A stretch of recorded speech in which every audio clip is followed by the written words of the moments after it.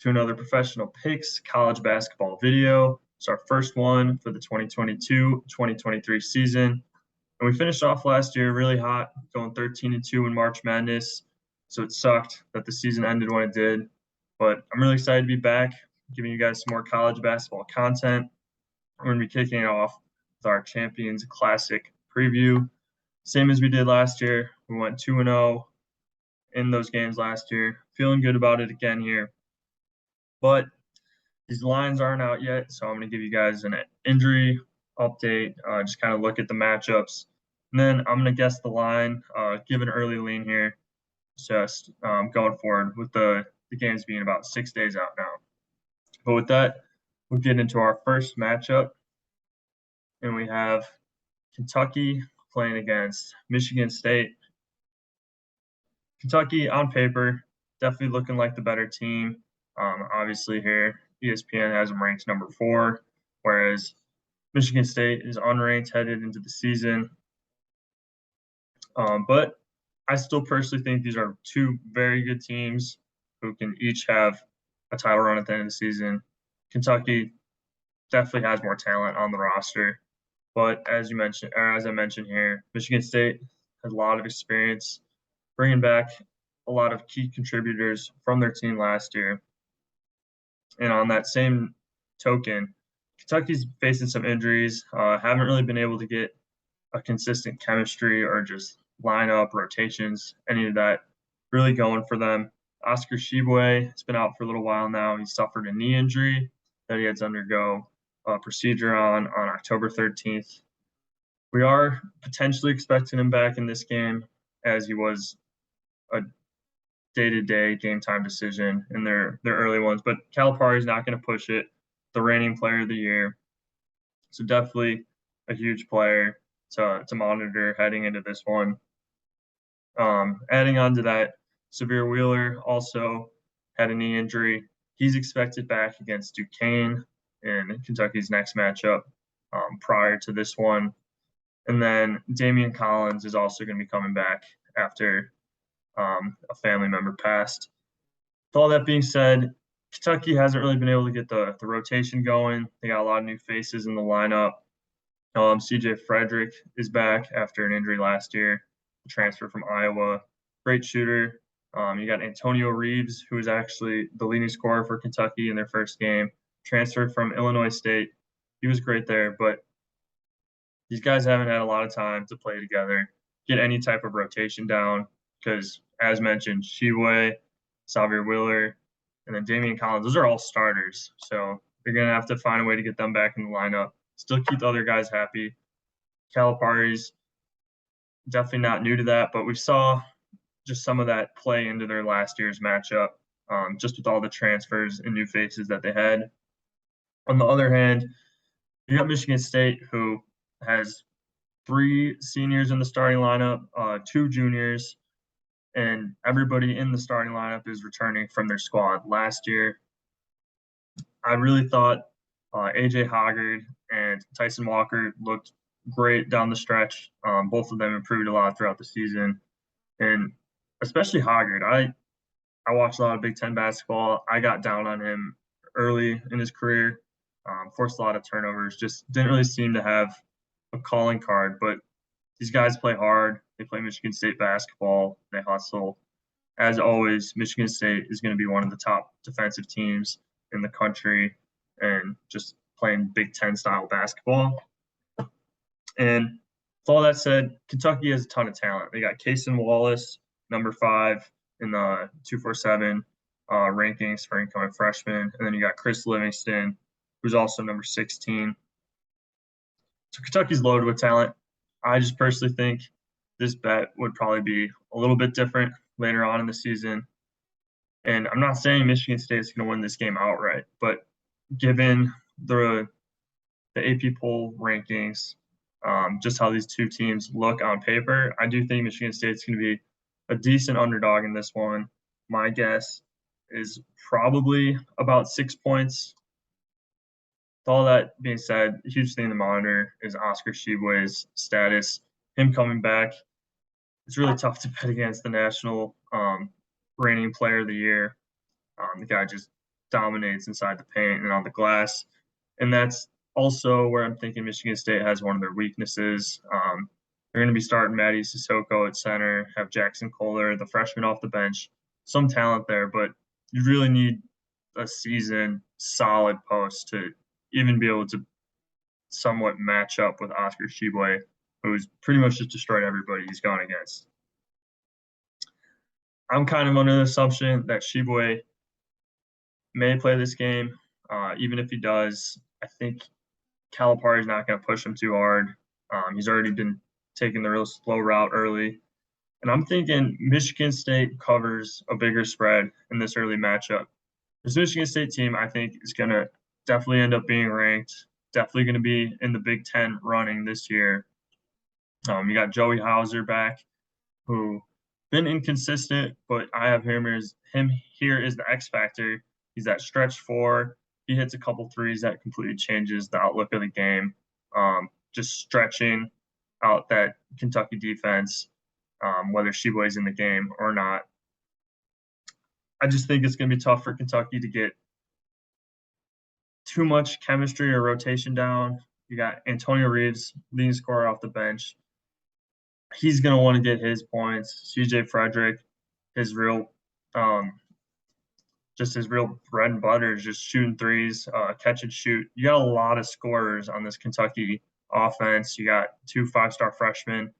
I just think it's going to be a little tough for them to really figure out who's taking the majority of the looks. Obviously, Reeves led in that category off the bench in their first one, but you got 3 starters coming back. I think they're going to take a little bit of time to get going. And I just really like Michigan State bringing back a lot of their key contributors from last year. Obviously, you lose Max Christie to the draft, but he was a freshman. Honestly, didn't play too well. Not really getting any minutes for the Lakers either. Still a solid player, but I don't think his loss is going to hurt as much as, say, Kellen Grady or Ty Washington, who left this Kentucky roster last year. I'm going with Michigan State. I'm saying it's going to be about a +6 line in this one. I do think that is a good number. Give me Tom Izzo with a squad he's very familiar with versus Calipari, who's got to really just figure out how this team is going to work. And Kentucky's going to be a great team. They have a ton of talent, but I just don't think they're going to be as sharp in this first matchup. And we definitely saw that last year in the Champions Classic. Next matchup, kind of on the similar note, which stinks because first big real tournament or even games of the year, and a bunch of guys already injured. But in the next one, we got Duke playing against Kansas. Duke's top 2 freshmen who are also top 5 players in the class. You got Derek Lively, who may or may not be back after suffering a calf injury. I think he's going to take John Shire will take a similar approach. And even if Lively plays, maybe only give him 20 minutes, maybe even less. He's the number 2 player overall in the class. Nothing worth risking there, even in a big matchup. It's still too early. And then you also got Derek Whitehead, who suffered a foot fracture back in August. He's their other top-rated freshman, and more of like the guard forward spot, which this year Duke is not as deep in. And so I don't think he's going to play. I do think Derek Lively has a shot, so that's definitely worth monitoring. Similar to the Oscar Tshiebwe situation, because when you got a guy number 2 in the class, he's going to be an impact player. He's going to come in right off the bat. He's going to put up numbers. He's 7'1", 7'2", especially against this Kansas team, who only starts their tallest player that's a starter is 6'8". That is why I have Ernest Uda mentioned here is the X factor for Kansas. He's their only real true post on the roster. I know you got a guy like Jalen Wilson, who's, in my opinion, more of like the stretch 4, can do a little bit of everything.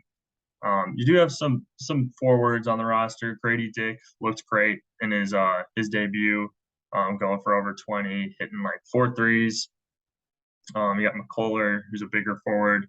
So you got some bigger bodies, some experienced guys. but it's gonna be really hard to match up with Duke's size. Even despite Lively being injured, they still start two players over 7 feet tall, whereas Kansas' tallest starter, 6'8", like I mentioned. Duke, one of the really only key guys you can expect back is Jeremy Roach. As I mentioned, you got the new head coach. I think that's definitely going to play a factor. I do think John Shire is going to be a good coach. Was under Krzyzewski for years, played at Duke, but especially with managing all these injuries, big time matchup right off the bat against the reigning champ. I think it's going to be definitely just a tough test for him this early in the season. Yes, Jeremy Roach comes back, the captain of the team. He's a good player, but there's a reason he's there for year 3. Just hasn't really been able to break out and become a star, but super solid. They'll be able to rely on him all year. I do like Jacob Grandison, being a U of I fan. Seen him play a lot. I do think Duke actually has some solid depth, so they're not going to be as hurt by these early injuries as say some other teams are. But they still start some freshmen, still start a transfer in Ryan Young. This team is vastly different from what we saw last year. And I know, don't want to sound like a broken record because it's a lot of the same points for this last matchup, but this early in the season, you want to take a team that's returning more players, has more experience, has the same head coach as last year. A lot of those things matter. Yes, Duke will probably be the better team at the end of the year. I think so. Once you get Derek Lively back, Derek Whitehead, and they're just really integrate into the offense. They're going to have more talent. They're going to have more size. But this early in the year, give me Kansas. I do think they're going to be about 3-point favorites, but I'll take Kansas -3 in this one. You got DeJuan Harris coming back. Like I mentioned, Jalen Wilson, some familiar faces there for Kansas that I think will just keep them on the right track. Ernest Udeh, definitely the X factor. They're going to need some solid minutes from him. I haven't seen him play too much, but given Derek Lively might not play in this one, I don't think it will be that big of a factor. So the play here is going to be Kansas -3. If Lively comes back, you might want to second guess this one. I'm personally not going to take it until I find out more about that injury. If you get Kansas less than -3, I would jump all over that. Like I mentioned, they have the size, or not the size, they have the experience, and they do have the better offensive players. I think they have the better guard matchup here, or guard forward matchup. Duke's just going to be dominant in the paint this year, but that might not show this early in the season against a more experienced, just more cohesive team that Bill Self has put together. So, going to go with Kansas -3. Anything greater than that, I definitely would want to check back in on the Lively situation. Honestly, if Lively doesn't play, I'd maybe go Kansas -4, but we'll see. With that, I'll take you to our sponsor. Here we have our partnership with Prize Picks. They'll match your first deposit up to $100 using their promo code PROPICKS. And it's a daily fantasy sports app, so you can use it in betting in legal states. And they have promos like each week where they'll chop a player's over points in half or something like that. They'll make it really easy. I forget who it was. It was like Steph to make a basket or something a while ago. He got hurt, didn't score, and they still refunded. So if you're interested in just more ways just to gamble on sports in a betting illegal state, definitely give Prize Picks a look. And once again, the code is PROPICKS there on the left. And then just to wrap it up, so as I mentioned, Kansas -3 is what I'm thinking here. And I'm thinking Michigan State +6. Going a lot off of just familiar faces. I think both the teams I'm betting against might be the more talented team in each case. And say at the end of the season, I would make a different pick here. But going off of the history, um, going off of what I've seen in the past, I think those are the two best plays for the Champions Classic. I wish everybody good luck, and let me know what you guys are taking in the comments. Thank you for watching.